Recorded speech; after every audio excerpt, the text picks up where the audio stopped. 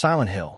Silent Hill is a cursed town from a fog-drenched franchise where guilt, grief, and monsters crawl from the cracks of the human psyche. You don't walk into Silent Hill.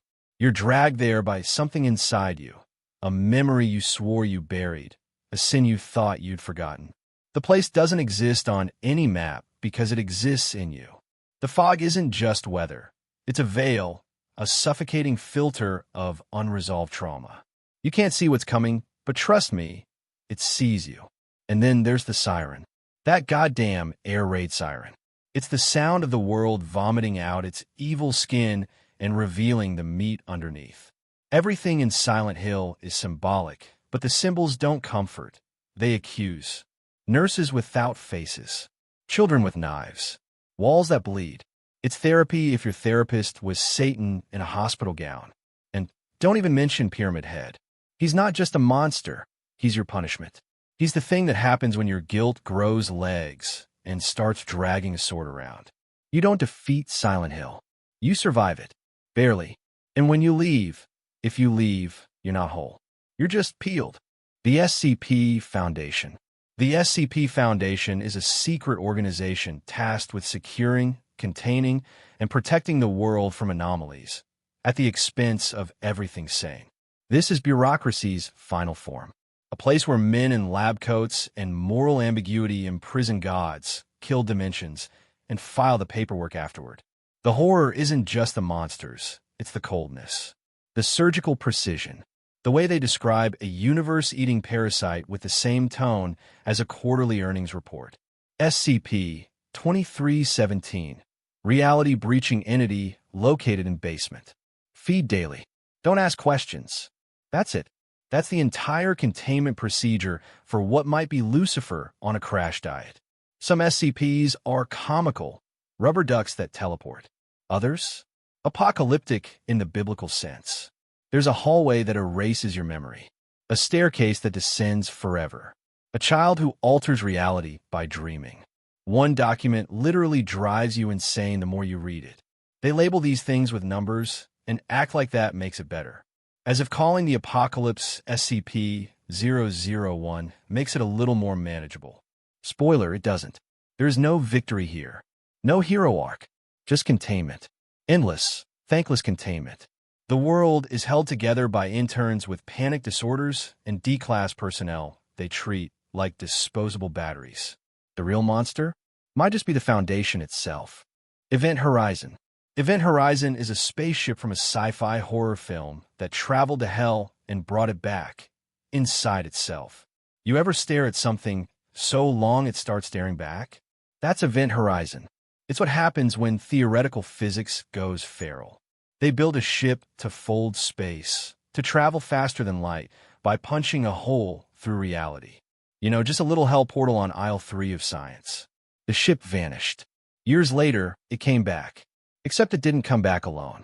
The ship is alive. Not in a cute Wall-E way. More like possessed by the collective screams of tortured souls from another dimension alive.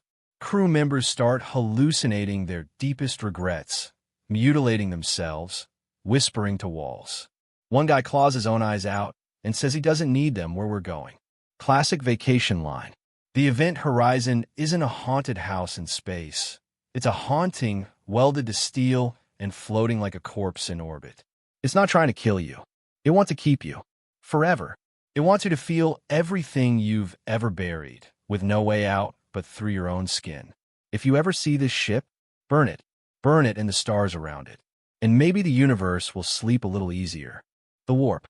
The Warp is the nightmare realm from Warhammer 40K. A dimension of raw emotion where thoughts become gods and gods become weapons. The Warp isn't space travel. It's not some quirky shortcut through hyperspace. It's a screaming, bleeding mirror of every sin the universe ever felt. Lust, rage, despair, boiled into a cosmic soup that your soul swims through while your body shivers in a metal coffin. It's hell if hell had Wi-Fi and a deep hatred for probability. Ships don't travel through the Warp. They gamble with it. There are no rules. Just urges and psychic echoes of genocide dressed as gods. Korn drinks blood and counts skulls like a frat bro who majored in ritual sacrifice. Slanish is pleasure dialed up until it becomes mutilation. Nurgle loves you, but he shows it with disease and decay.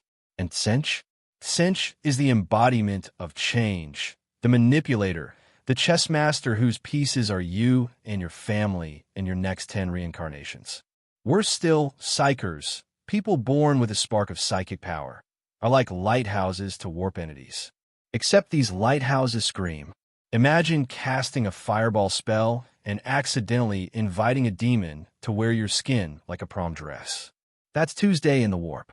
The Imperium of Man depends on this realm to function, which is like depending on a shark to swim your kids to school. It's a paradox. Humanity's only path forward is through madness incarnate, and they call it progress. Berserk's world. The world of Berserk is a medieval hellscape that makes Game of Thrones look like a Renaissance fair. There's no justice here. Only steel, blood, and that weird squelching noise your morals make when they get chewed up by a god hand. Guts, our hero, if you can even call him that, is not on a quest to save the world. He's trying not to disintegrate while dragging a 6-foot sword through the corpse pile that is his trauma. This is not a fantasy. It's a curse with a plot. There are demons, but not the kind with horns and contracts. No, these things are walking abstractions of cruelty, transformed apostles who traded their humanity for power and wear their regrets like meat scarves. The God Hand, a council of cosmic evil, don't fight. They orchestrate. They don't stab you. They convince you to stab yourself, then clap from the void. Oh, and there's the Eclipse, a sacrificial orgy of pain so grotesque, it rips the air off your lungs. Everyone you love dies while watching you watch them die. It's trauma weaponized, spiritual obliteration filmed in red. If you survive, congratulations.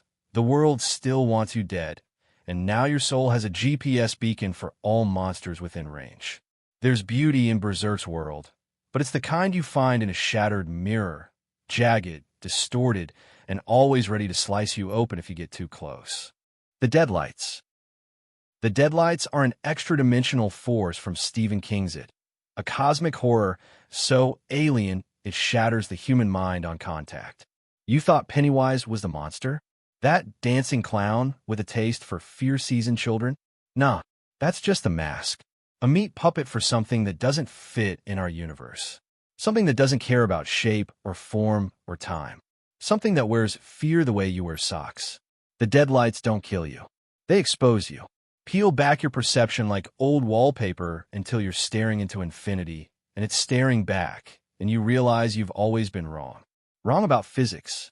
Wrong about hope. Wrong about your mother loving you. You go mad not because it's ugly, but because it's true. Bill saw the Deadlights and came back.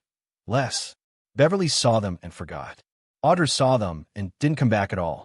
You don't witness the Deadlights. You surrender to them. They're not evil because they want to hurt you. They're evil because they don't care whether you're hurt. They just are. And somewhere in the darkness beyond time, the Deadlights laugh. Because even when you defeat Pennywise, they're still there. Waiting. Watching. Because the clown was never the point. The Void from the Magnus Archives. The Void is not a place. It is unbeing. It is the end. The final breath of narrative. From the twisted, archival horror podcast, The Magnus Archives. It's not darkness. Darkness has depth. Texture. Darkness implies you might find something if you light a match. The Void is worse. The Void is what you get when you take reality by the spine and erase it, and it smiles while it watches you panic. It doesn't kill you because death implies consequence. The Void consumes you with disinterest. It is the fear of nothing, of never having mattered. Your story doesn't end. It just unwrites. You dissolve backwards until your presence was never even a ripple in the pond. And people feed it. Not cults. Archivists. Desperate men and women who want to record truth, not realizing that the closer you get to the end of the story, the louder the end gets. Until even your memories start to unthread like rotted silk. It doesn't knock. It waits. Behind forgotten corners, abandoned narratives, unanswered voicemails. The Void doesn't hate you. That would be intimacy. It simply refuses to remember you. Yharnam. Yharnam is the blood-drenched nightmare city from Bloodborne, where science, religion, and the old gods went on a bender and broke the laws of reality. There are cities, and then there's Yharnam, a Victorian meat grinder powered by blood. Everyone's infected with something. Everyone's worshipping something. And everything that moves wants to eviscerate you. You show up as a hunter, armed with trick weapons and an attitude. By the third hour, you're sleep-deprived, soaked in gore, and chasing whispers through a cathedral built by lunatics. The real kicker? It gets worse the smarter you get. You think you're fighting werewolves, and then you learn there's symptoms.